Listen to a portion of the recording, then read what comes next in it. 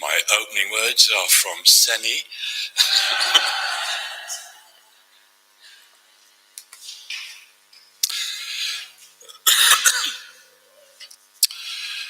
When the song of the angels is stilled, when the star in the sky is gone, when the kings and the princes are home, when the shepherds are back with their flocks, the work of Christmas begins. To find the lost, to heal the broken, to feed the hungry, to release the prisoner, to rebuild the nations, to bring peace among people, to make music in the heart.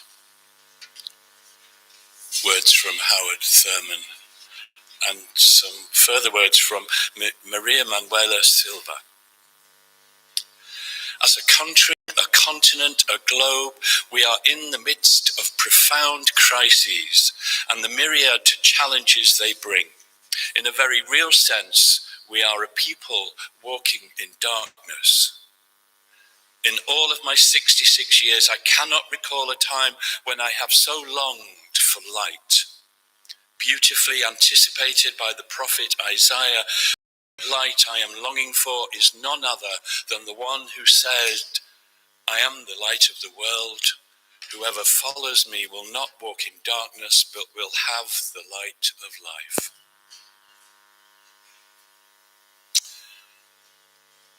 And so, on this bright but chilly, blustery Sunday morning, we gather ourselves in to light the fire, to warm our spirits, to kindle the flame of love and hope.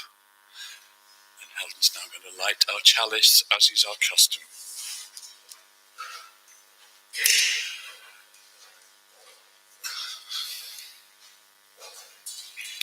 We light our chalice at the beginning of this new year, grateful for the love, acceptance, and sense of belonging that we are beginning to experience in this beloved community, in this sacred space. May it burn brightly as a symbol of the hopes we bring both personally and as a congregation in this year ahead. So welcome to our service this morning. No matter how heavy or how light your heart is in this moment, please know that you are welcome here, and may you find solace and connection during our time together. My name is Stephen Crowther, and I'll be leading the service this morning. We have gathered of differing identities, sexualities, diverse beliefs, and life experiences, and we have chosen to come together in this moment for worship. That makes this a holy moment, a sacred moment. If this is your first time here, or you don't normally worship with us, then I'd like to extend a special welcome to you. Unitarians have no fixed statement of beliefs or creed to which you have to agree in order to be accepted. Our attitude is that religion is wider than any church or faith group and deeper than any set of beliefs. Here, we practice a free faith unfettered by dogma. As such, when I speak of God, I invite you to bring your own unfolding, personal and intimate understanding to the name, for it is yours and yours alone, and it may just be your most intimate relationship of all.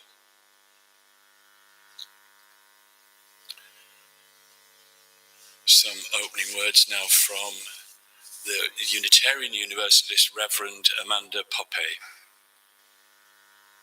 We have arrived. We are here in this new year. We have crossed the boundary of time into the next year with all its resolutions and plans and schedules ahead of us. Let us pause for just this moment before we move boldly onward. Let us pause to hear the breathing of those around us, to feel their presence in this room, to know their presence in our lives. Let us pause to consider the trees, their branches stripped bare, their elegant architecture on display. Let us pause to feel the spirit of life and love that ties us to each other, that winds its way through our very bones and settles in our hearts. It welcomes us to life, not just at the start of the year, but every day.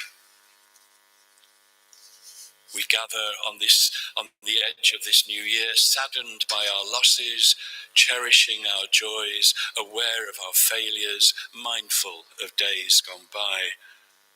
We gather on the cusp of this new year, eager to begin anew, hopeful for what lies ahead, promising to make changes, anticipating tomorrows and tomorrows.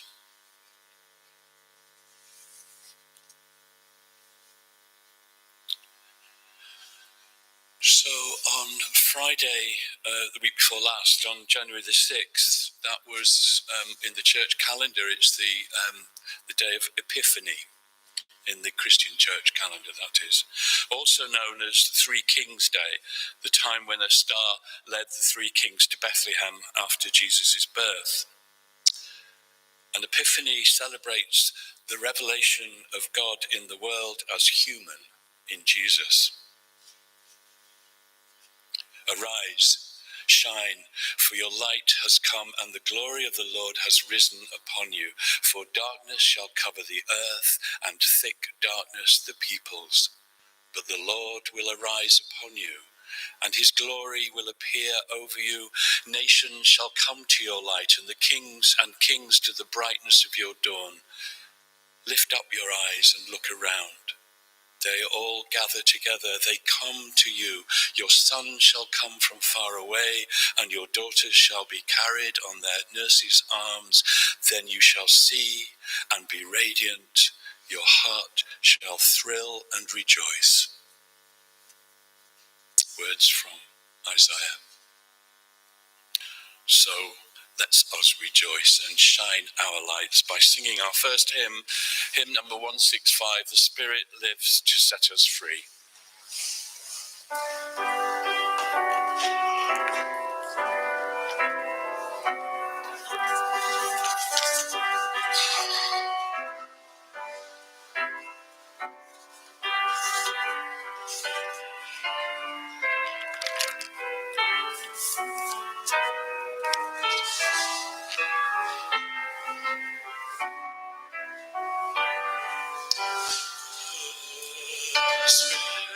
lives to set us free. Walk in the light, it binds us all.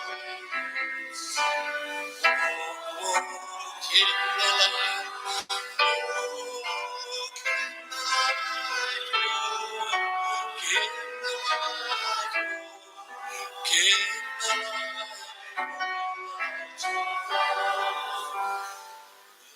light, light shines.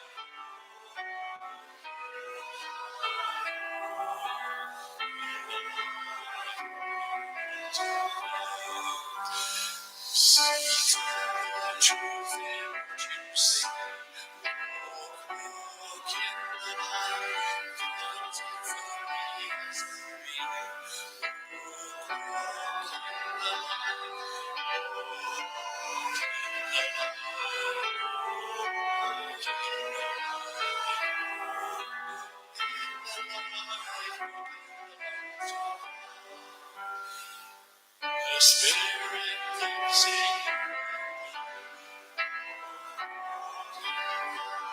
its light to see.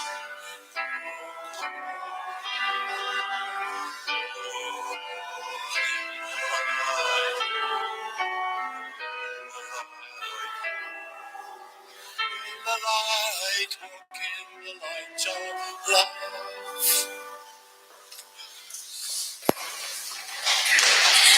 That's probably better suited to a Saturday night than a Sunday morning story.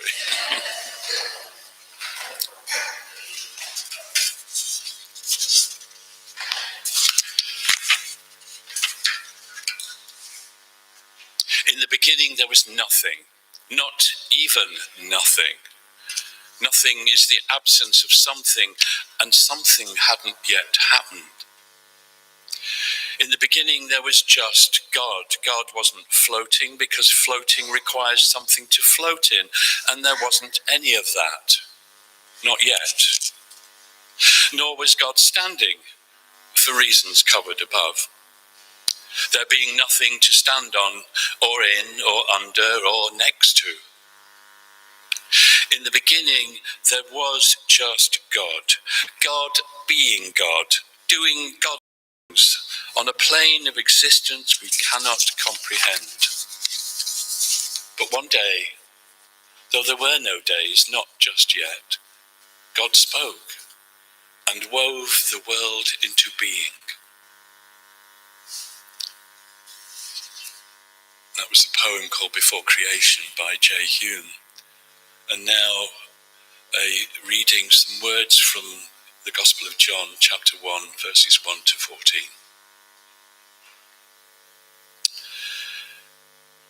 In the beginning was the Word, and the Word was with God, and the Word was God.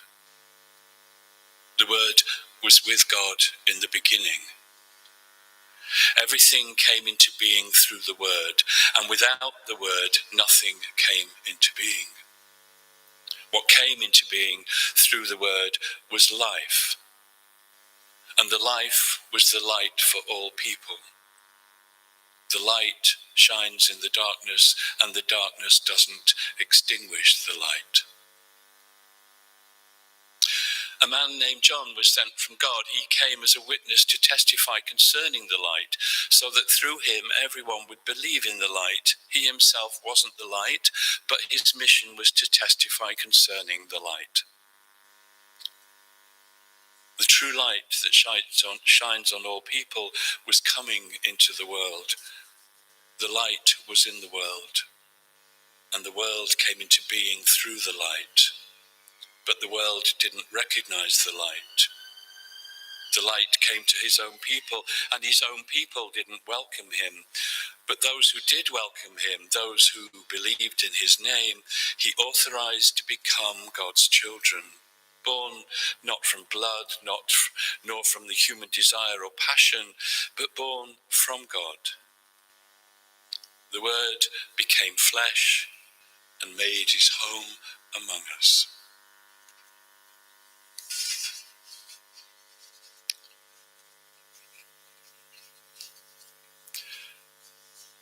So today, January the 15th, is the anniversary of Martin Luther King's birthday. And tomorrow in America, it will be a public holiday in recognition of this. And so I'd just like to offer some words from King to recognize this and to acknowledge this anniversary. He wrote in his letter from Birmingham jail, "A true revolution of values will soon cause us to question the fairness and justice of many of our past and present policies. A true revolution of values will soon look uneasily on the glaring contrast of poverty and wealth. With righteous indignation, it will look across the seas and see individual capitalists of the West investing huge sums of money in Asia, Africa, and South America, only to take the profits out with no concern for the social betterment of the countries and say, 'This is not just.' It will look at our alliance with the landed gentry of South America and say, 'This is not just.' The Western arrogance of feeling that it has everything to teach others and nothing to learn from them is not just."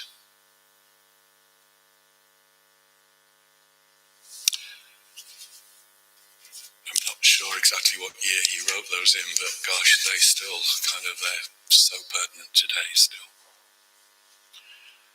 It's hard not to lose hope when these things are still don't seem to have shifted or changed. But we're going to sing together. We're going to sing our next hymn, which is hymn number 198, "We'll Build a Land."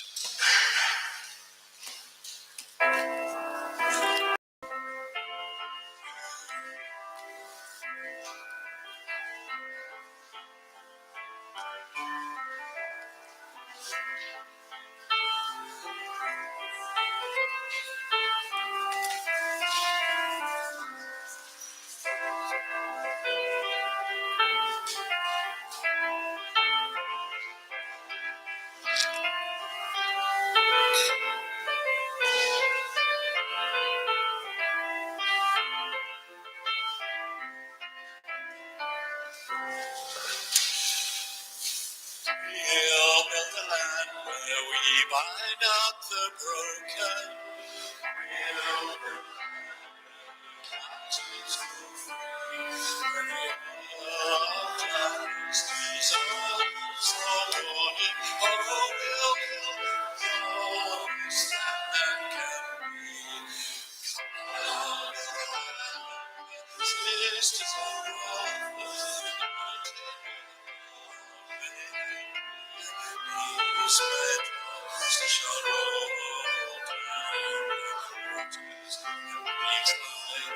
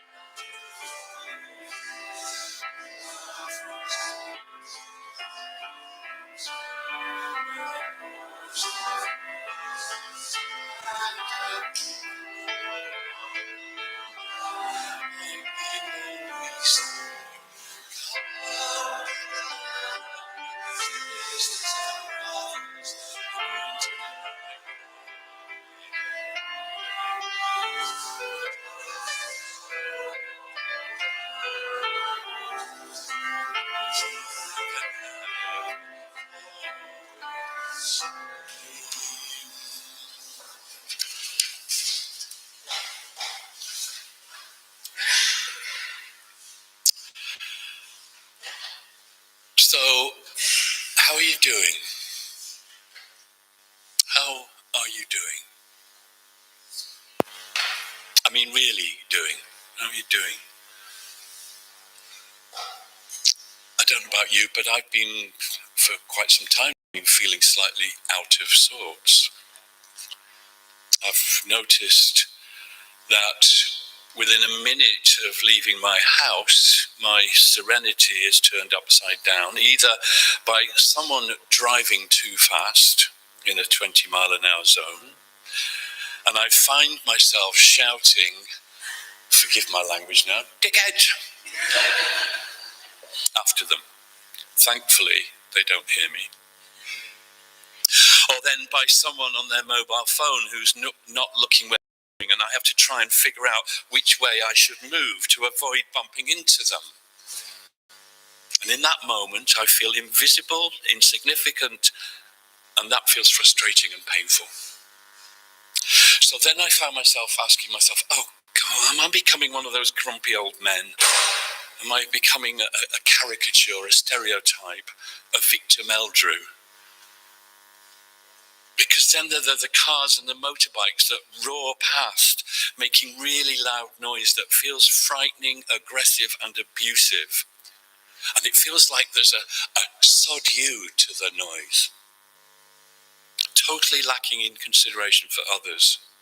And maybe I've got it wrong, but I thought it was against the law to drive a vehicle without a silencer, or one that's been tinkered with by those boy racers.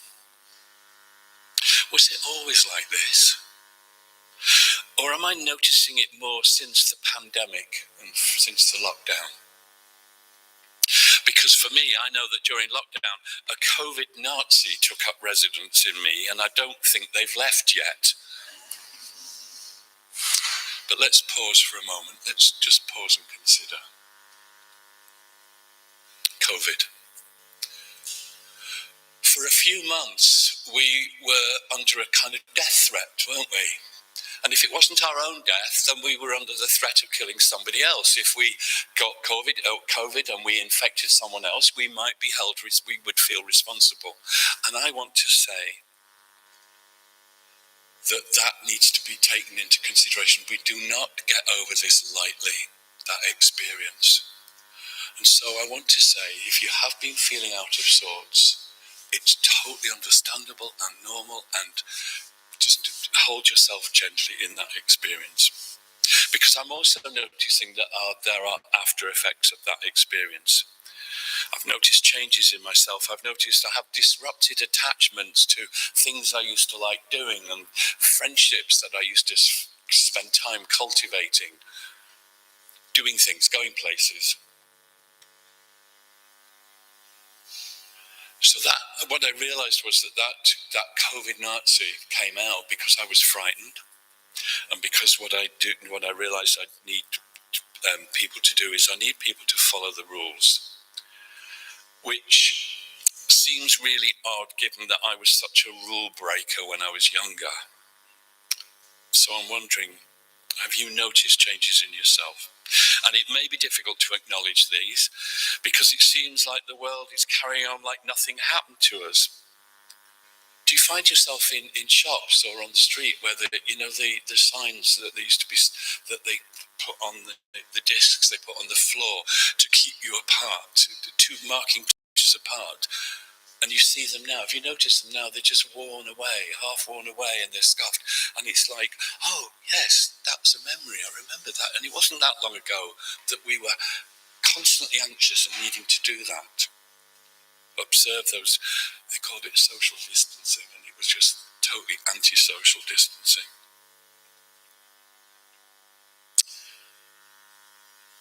They're reminders that seem to point to a long ago dreamlike time, but it was real and we all experienced it, and some of us living in fear. There is a school of thought around that about preaching that says we shouldn't share too much of our personal stuff. And it's been said that preachers should preach from their scars and not their wounds, and that we shouldn't show any blood. I'm not so sure about that myself, but for me, the jury's still out on that one. But for me, when I'm sharing my experience, my stuff, I'm not looking for pity, or I'm not looking for solutions or to be fixed. I share these things in the hope that I'm not alone. For if I feel this way, then it's quite possible that others do too. So I share in order to offer and gain identification, for connection, and for a sense of belonging and community. And I believe, as I repeatedly share, we do each other a disservice by not sharing our difficult and painful stuff because we think we're supposed to look on the bright side or be grateful for what we have or put a positive spin on everything. But it's hard sometimes to turn a shiny, happy, positive face to the world. It feels like we're denying or hiding parts of ourselves, distorting them so as to appear more socially acceptable. The idolatry of human approval. But it can be a struggle. And it can be a struggle to acknowledge that it's a struggle sometimes. Because we're under such pressure to appear like it's not a struggle, that we have everything under control, we're on top of everything. At least it's not as bad as them. And for me, that's, again, another way in which we do ourselves a disservice. We talk ourselves out of our own real lived experience. And I know that some of you know that I've personally, on a personal note, have been through a horrible year and a half and still going through a horrible year and a half. So maybe that's informing where I'm coming from. But it's also other people who will be going through a horrible time and will have been through a horrible time. Because it can be a struggle to keep up appearances when, like the psalmist wrote, what we really want to do is lament and cry out, how long? How long, O Lord, will you forget me forever? How long will you hide your face from me? How long must I bear pain in my soul and have sorrow in my heart all day long? Because the lamenting can be so frowned upon. The self-help book industry is an enormous money-making industry worth, in 2020, it was worth $10.5 billion. And these books can seem to encourage us into an illusion of unattainable perfection, bypassing the experience of being human with all our different foibles and shortcomings. And yet the human experience is what binds us together. There's a writer called Kate Bowler and speaker who I love, and she rails against the self-help business and others. And she's written a couple of books, and one of them is called "Everything Happens for a Reason." and other lies I've loved. And the other title, the one I really love, is No Cure for Being Human. And she writes in that book, I do not believe God will provide for every need or prevent every sorrow. Nothing will exempt me from the pain of being human. And she goes on, she minds the wisdom and the absurdity of today's best life now advice industry, which insists on exhausting positivity and on trying to convince us that we can out-eat, out-learn and outperform our humanness. We are, she says, as fragile as the day we were born. In her office, apparently, she has a bunch of framed sayings. Among them, there's, the universe stabbed me in the back. What doesn't kill you might try again tomorrow.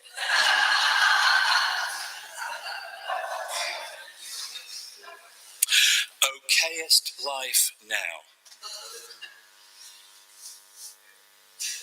So I say that when we speak our truth with each other, when we receive each other's words without judgment or criticism, when we can listen without trying to fix each other, with a quality of listening that Kay Lindahl describes as perhaps one of the most great, precious and powerful gifts we can give another person, is to really listen to them, to listen with quiet, fascinated attention, with our whole being fully present.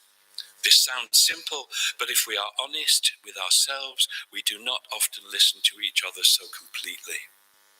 Listening well takes time, skill, and a readiness to slow down, to let go of expectations, judgments, boredom, self-assertiveness, defensiveness.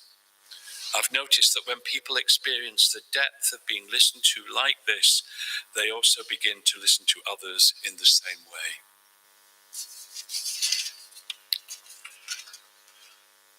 So when we speak the truth of our experience and share it with each other, I believe that we step onto holy ground.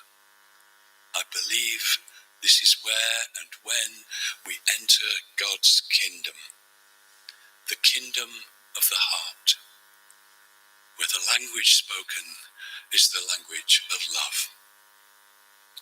And I say that compassion and empathic understanding of each other are the keys that will open the gate to that kingdom.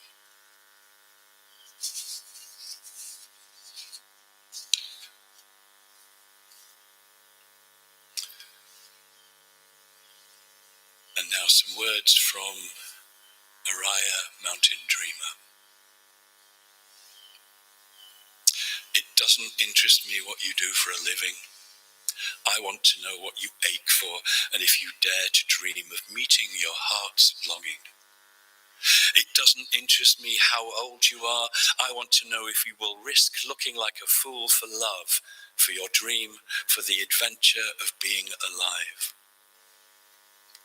It doesn't interest me what planets are squaring your moon.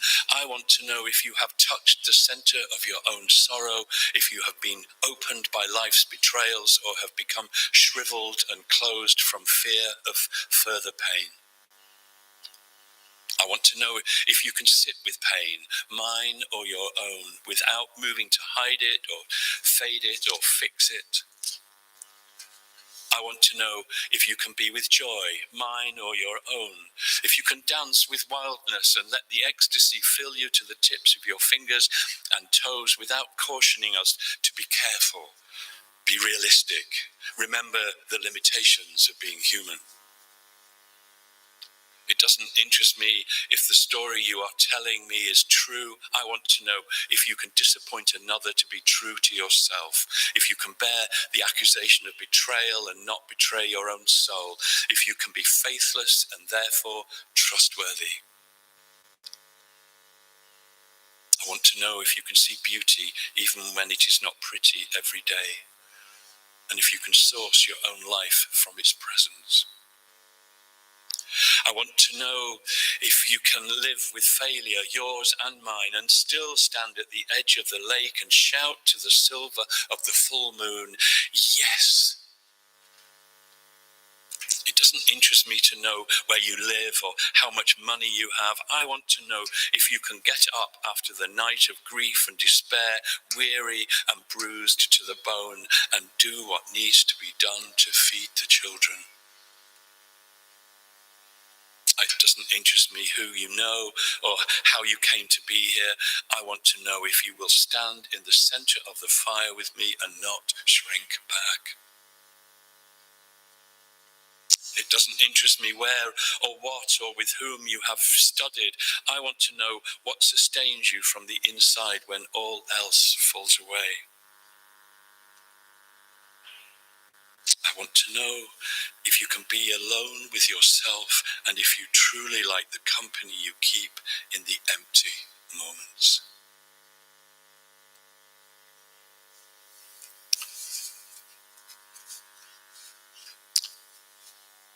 That was the invitation by Uriah Mountain Dreamer.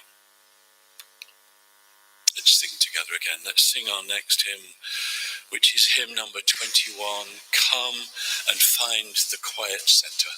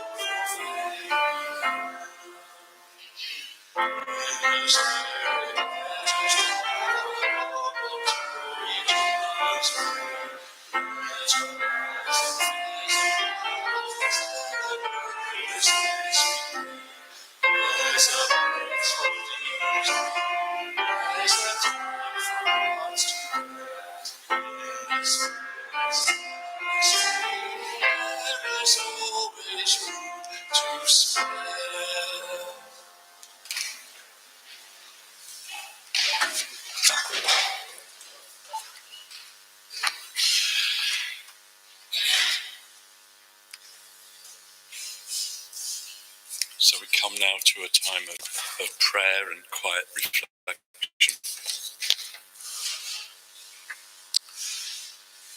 So let us join together in prayerful stillness, and you may want to close your eyes. You may want to bring the focus of your attention inwards, bringing it to your heart, penetrating its walls and breathing into it deeply.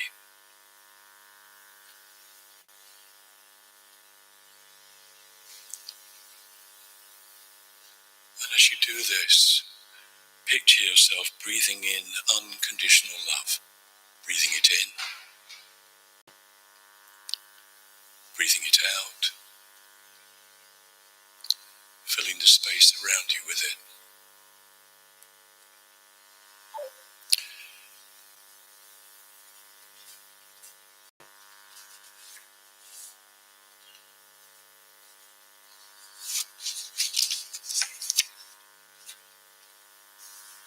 Loving God, known by many names and yet fully known by none, we give thanks for this time and this place of renewal. We give thanks for the ability to begin again after the disaster, after the tragedy, after the loss, after meeting the challenge set before us. Grant us the courage to continue on the journey, the courage to speak up for the well-being of others and ourselves and the planet. May we forgive each other when our courage falls short, and may we try again. Grant us hearts to love boldly, to embody our faith and our values in living words and deeds.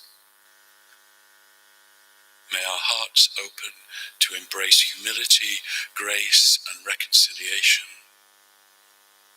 Grant us the ability to learn and grow, to let the spirit of love and truth work its transformation upon us and within us.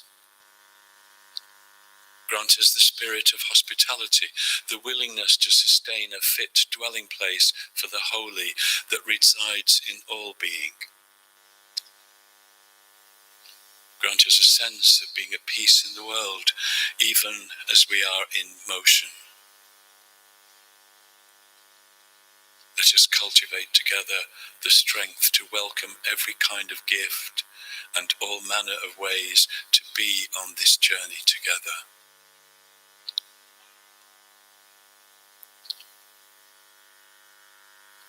To this we add the silent prayers of our hearts. And so now we will spend a little time in silence. You may wish to use this time to offer up your own personal prayers for what is on your heart right in this moment, for whoever or whatever is in need of prayer. Or you may just choose to simply sit and be with the silence.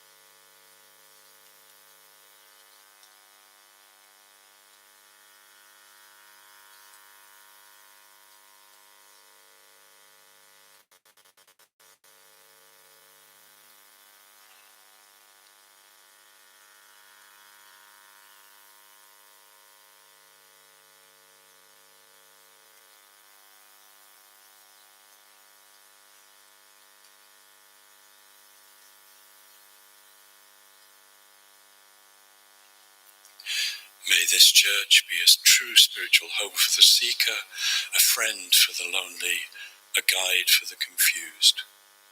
May those who pray here be strengthened by the Holy Spirit to serve all who come and to receive them as Jesus himself. In the silence of this space, may all the suffering, violence, and confusion of the world encounter the power that will console, renew, and uplift the human spirit.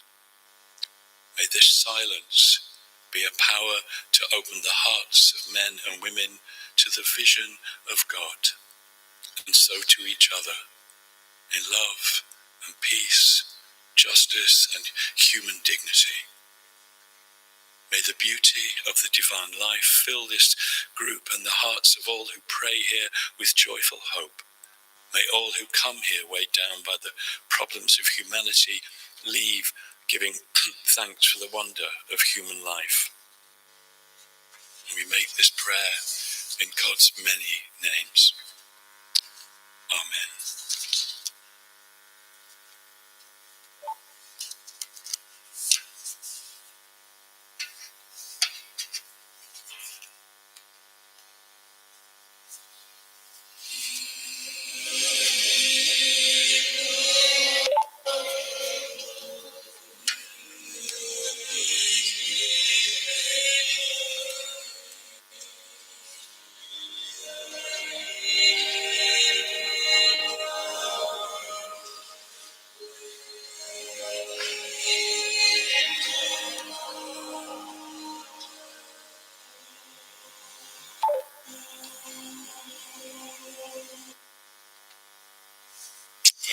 Don't know what's happening here.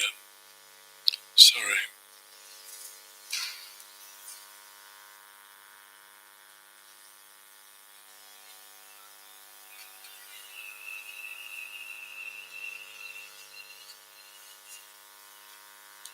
Oh well.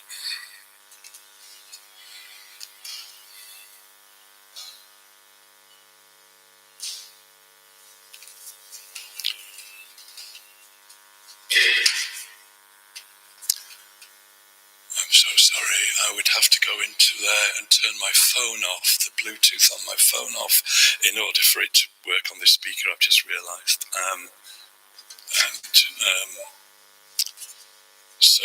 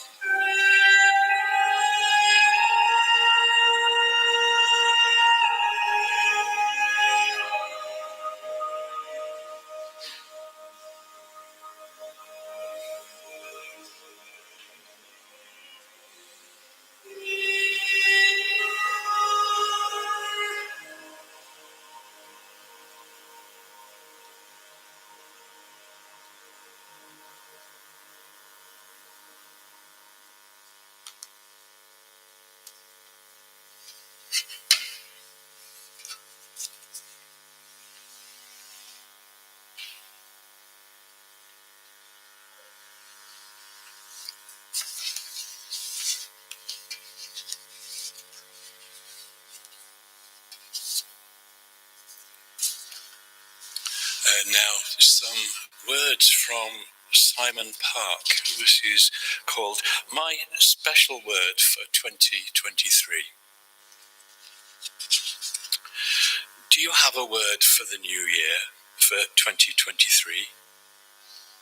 My word is unfolding.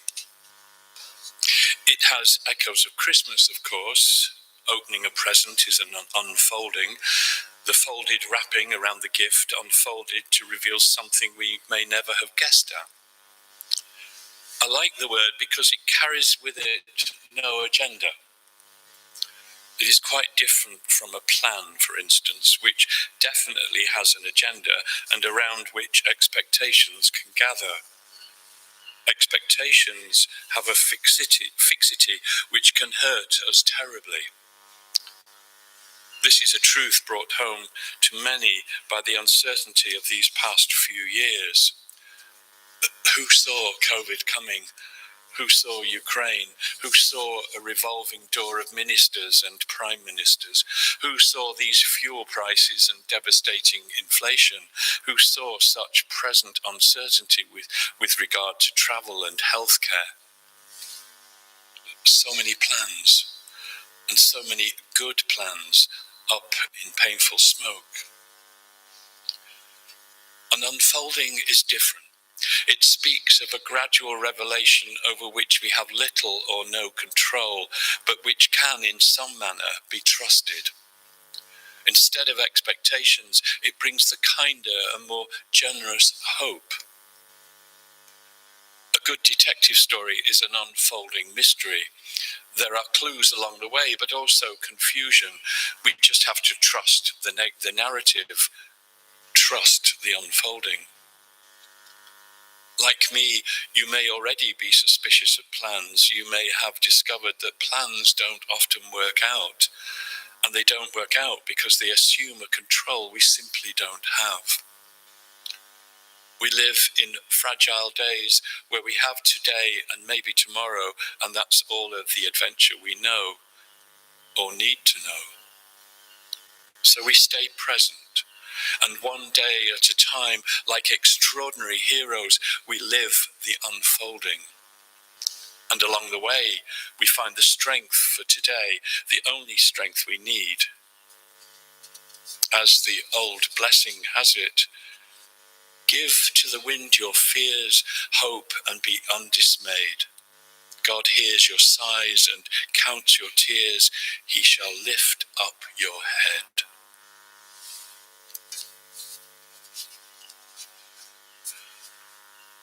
Let's sing our fourth hymn. Let's sing our final hymn, which is hymn number 102, May the Road Rise With You. And we'll sing it through twice, which I'm just going to check. Yeah, we're going to sing it through twice, if that's all right. Thank you.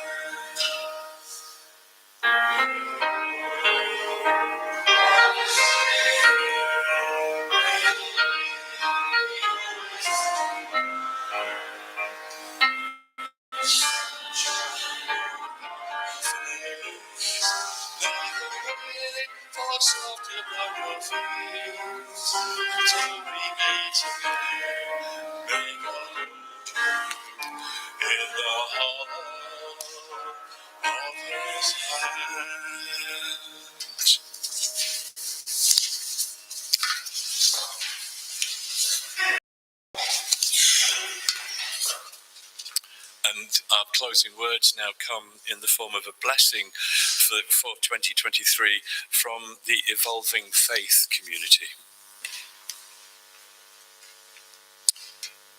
May we welcome this year with openness, acceptance, and kindness for each other, for our neighbours, and for ourselves.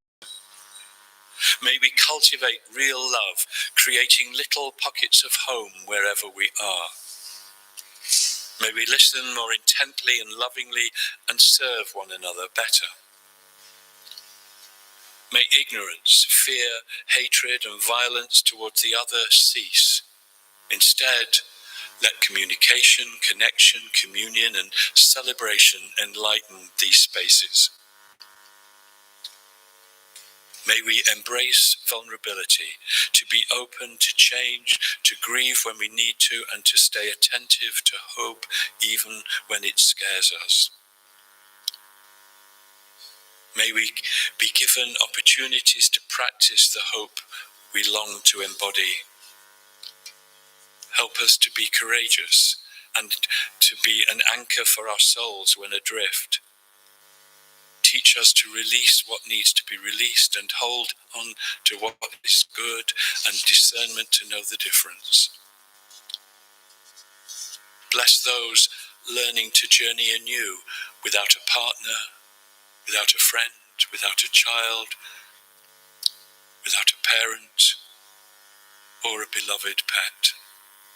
May we choose to journey beside them when we can, and may we sit with them without trying to answer or solve their situation. May there be moments of peace amidst the chaos.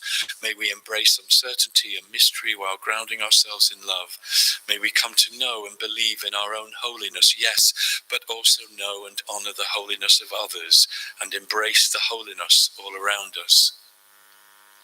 May we learn to love more deeply and grow in hospitality to all who travel the wilderness with us, offering drink to the thirsty and bread to the hungry. Give us courage to set boundaries and practice self-care. May we have energy reserve energy when we need to dig deeper, and wisdom to know when to stop and rest. May we speak the truth with kindness, receive that spoken to us with grace, and rest with peace in the silent in-betweens. May laughter come as easily as tears, joy as profound as our sorrow. And may we have enough light to see the next step, and the next, and the next. And may we know, every single one of us, are beloved.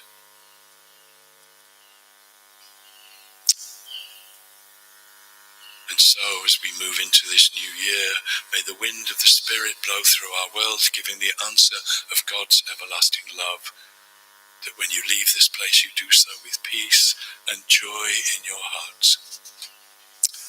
Amen.